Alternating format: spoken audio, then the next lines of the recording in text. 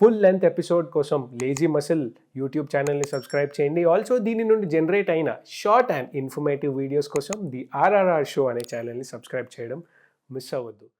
Completely towards marriage. నాకు ఎవరు divorce తీసుకోవాలి విడిపోవాలి అని ఏం లేదు. ఇది మీ వర్క్కి అగెయిన్స్ట్ అవ్వచ్చు, బట్ స్టిల్ నేను ఇది చెప్తున్నా క్వశ్చన్ అడిగే ముందు. ఎందుకంటే మ్యారేజ్ చేసుకున్న తర్వాత వాళ్ళు ఉంటారో విడిపోతారో అని తెలియదు. లెట్స్ సే ఆ కపుల్ ఎవరో ఒకరు ఉన్నవాళ్ళు గిఫ్ట్ కింద పెద్ద కారు లేకపోతే ఇల్లు ఏదో ఇస్తారు. ఇచ్చి పేరు వాళ్ళ మీద ఉంటుంది, ఈఎంఐలు డబ్బులు వీళ్ళ ఉంటాయి. ఇప్పుడు డివోర్స్ అయిపోయిన తర్వాత అవన్నీ వాళ్ళపైకి వచ్చి ఎవరైతే ఇచ్చేస్తున్నారో వాళ్ళపైకే ఉంటాయి. వీళ్ళు మాత్రం డబ్బులు కట్టుకుంటూ ఉంటారు, లోన్స్ తీసుకుంటూ ఉంటారు. ఇది జస్ట్ ఒక చిన్న ఎగ్జాంపుల్. నేనేమడుతున్నా అంటే బేసిక్గా ఇప్పుడు పెళ్ళి చేసుకునే ముందు ఆర్ పెళ్లి చేసుకునేటప్పుడు ఏం జాగ్రత్తలు తీసుకోవాలి దట్ డివోర్స్ అవుతుంది అప్పుడు జాగ్రత్తగా ఉండొచ్చు, ఇద్దరు సేఫ్ ఉండొచ్చు అని. అంటే ఇది కట్టక ముందే కూల్చడం గురించి ఆలోచిస్తున్నట్టు, బట్ స్టిల్ ఒక ఐడియా. సేఫ్టీ మెజర్స్ ప్రివెన్షన్ అట్లా ఏం అంటే ఏ స్టేజ్కి వెళ్తుందంటే అప్పుడప్పుడు జడ్జెస్తో డిస్కస్ చేస్తుంటాం మేము, ఈవెన్ హైకోర్టు జడ్జెస్. ఫ్యూచర్లో అంటే ఒక 20-30 సంవత్సరాల తర్వాత ఈ ఇండియన్ మ్యారేజ్ సిస్టమ్ ఉంటుందా అనేది క్వశ్చన్. అంటే చాలా పెద్ద డిబేట్ ఇది. అంటే మీరు అడిగిన దానికి పెళ్ళి చేసుకోకముందే ఇంత ఆలోచిస్తే పెళ్ళి చేసుకుంటాడు వాడు అసలు? అమ్మాయి అనుకుంటే పెళ్ళి చేసుకుంటుందా ఆమె? ఇంతకుముందు ఏంటంటే ఇదంతా ఒక సిస్టమ్ లాగా విత్ ఇన్ ద ఫ్యామిలీ కామన్గా వెళ్ళిపోతుండే. ఇంత ఆలోచించకపోతుండే. మీరు చూడండి, ఇప్పుడు ఇంతకుముందు మనం డిస్కస్ చేసినట్టు పాత వాళ్ళందరూ ఏం ప్రాపర్టీస్ కొన్నా కూడా ఓపెన్గా వాళ్ళ వైఫ్స్ పేరు మీద చేసేస్తుండే. Exactly. Properties immovable properties straight అవే వైఫ్స్ పేరు మీద, అమ్మ పేరు మీద చేసేస్తుండే. ఇప్పుడు ఇవన్నీ జరుగుతుంటే మీ అడిగే క్వశ్చన్స్కి అన్నిటికీ కూడా ఒక పెద్ద క్వశ్చన్ మార్క్. అంటే సేఫ్ సైడ్ ఎవరికి వాళ్ళు చేసుకోవాలన్నా, రేపు ఏం జరుగుతుందో తెలియదు. అంటే ఒక సమాజంలో ఒక అపనమ్మకాన్ని క్రియేట్ చేసేసారు. ఒక అపనమ్మకం వచ్చేసినాక మ్యారేజ్ లైఫ్ ఎట్లా ఉంటుంది? ఇండియన్ మ్యారేజ్ సిస్టమ్ అనేది ఒక పెద్ద నమ్మకం మీద జరుగుతుంది. మీరు చూడండి, ఒక అమ్మాయికి ఒక అబ్బాయి తెలియడు. కరెక్ట్.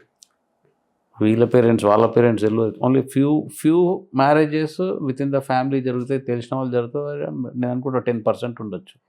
90% ఎవరికెవరు తెలియదు. కొద్దిగా లవ్ మ్యారేజెస్లో ఒకరికొకరు తెలుస్తుంది, అదొక 5-10%. అది మిగతా అసలు నమ్మకంతో జరుగుతుంది. ఆ నమ్మకం దగ్గర ఇన్ని డౌట్స్ వచ్చాక అసలు ఆ మ్యారేజ్ ఉంటుందా అంటే మళ్ళీ ఒకవేళ ఉన్నా కూడా మళ్ళీ నమ్మకం పైనే నడవాలి ఓవరాల్గా. నిజమే, అది అక్కడ ట్రూత్ ఏంటో ఎవరికి తెలియదు. ఓన్లీ నమ్మకం పైనే నడవాలి. ఇది ఈ సిస్టమే నమ్మకం పైన నడిచింది ఇన్ని రోజులు. ఫ్యూచర్లో కూడా ఈ సిస్టమ్ కంటిన్యూ కావాలంటే కూడా నమ్మకం పైనే నడవాలి. లేదు కొద్ది మంది మీరు అన్నట్టు మిస్యూజ్ కూడా చేస్తారు. ఇన్నోసెంట్ ఉన్నారనుకోండి, బట్ ఏమైనా చేయండి, బట్ అల్టిమేట్లీ ఆమె లైఫ్ కానీ ఆయన లైఫ్ కానీ ఇద్దరిదైతే పాడైపోతుంది కదా. ఇప్పుడు ఒకరిని మోసం చేసేసి మనం ఆ ప్రాపర్టీస్ అని మన పైన పెట్టుకున్నాం అనుకోండి, బట్ అల్టిమేట్లీ సమాజంలో ఏం జరుగుతుంది? అరే ఆ రోజు ఇట్లా మోసం చేసింది, హస్బెండ్ మోసం చేసింది, లేదు వైఫ్కి మోసం చేసిండు, ప్రాపర్టీస్ అన్ని రాపించుకుంది, వదిలేసింది. మళ్ళీ ఆ డబ్బులు తీసుకుపోయి మళ్ళీ ఇంకొక ఆమెను పెళ్లి చేసుకోవాలి కదా. వాడైతే ఆమెనైతే ఈ స్టాంప్ అయితే ఉంటుంది కదా, ఇలా జరిగింది అని చెప్పేసి. సో అల్టిమేట్లీ డబ్బులు అనేది అవసరం, మనిషికి జీవించడానికి డబ్బులు అనేది అతి అవసరమైంది. కానీ డబ్బులే అన్నిటికంటే ముఖ్యం కాదు హిందూ సమాజంలో, ఇండియన్ సమాజంలో.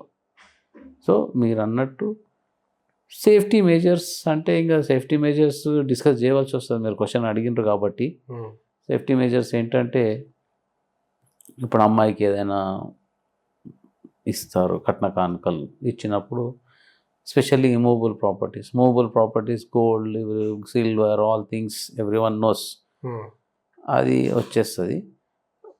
ఈ ఇమూవబుల్ ప్రాపర్టీస్ ఏమైనా ఉంటే అమ్మాయి పేరు మీద పెట్టుకోవాలి, అబ్బాయి పేరు మీద పెట్టుకోవాలి. అంటే మీరు అడిగిన క్వశ్చన్, ఫస్ట్ ఆఫ్ ఆల్ అట్లా ఉండకూడదు, నమ్మకంతో ఉండాలి. పెళ్ళి అంటేనే నమ్మకం. అక్కడ కూడా ఇది వచ్చింది అనుకోండి, అబ్బో ఏమైతే నా డబ్బులు అంటే ఇంకా మరి ఎందుకు లైఫ్. సేమ్ ఫారెన్ కంట్రీస్లో లాగా ఉంటుంది. ఎంతో క్లోజ్ ఫ్రెండ్స్ ఉన్నా కూడా అక్కడ కలిసినప్పుడు లంచ్ డిన్నర్ చేసినప్పుడు ఎవరి పాకెట్ల నుంచి వాళ్ళు తీసి పెడతారు. సో మన దగ్గర ఈరోజు ఒక ఫ్రెండ్ ఒక దావత్ ఇస్తుండంటే ఒక 10 మంది హుందాగా వచ్చి ఇంకా డిమాండ్ చేసి అడిగిపోతాం. అంటే కల్చర్ వాళ్ళది ఆ కల్చర్, మనది ఈ కల్చర్.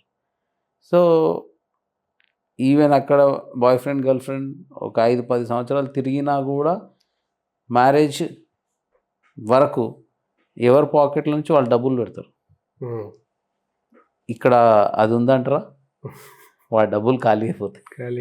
ఒక సైడ్ ఖాళీ అయిపోతాయి అంటే ఆమె వీంతో పెట్టించాలని కాదు, ఇదొక కల్చర్. అబ్బాయి వాడు పెడితేనే వాడు అబ్బాయి అంటే వాడు అనుకోవచ్చు, ఆమె కూడా పెట్టియాలని కూడా అనుకోవచ్చు. బట్ కల్చర్ ఏంటి మనది, ఇక్కడ అబ్బాయి పెట్టాలా మన దగ్గర. సో ఆ విధంగా ప్రివెన్షన్ అయితే ఒకటే, ఎవరు ప్రాపర్టీస్ వాళ్ళు ఇమూవబుల్ ప్రాపర్టీస్ వాళ్ళ పేరు పైన పెట్టుకుంటే ఫ్యూచర్లో 1% కూడా ఛాన్స్ ఇవ్వకుండా ఉండొచ్చు.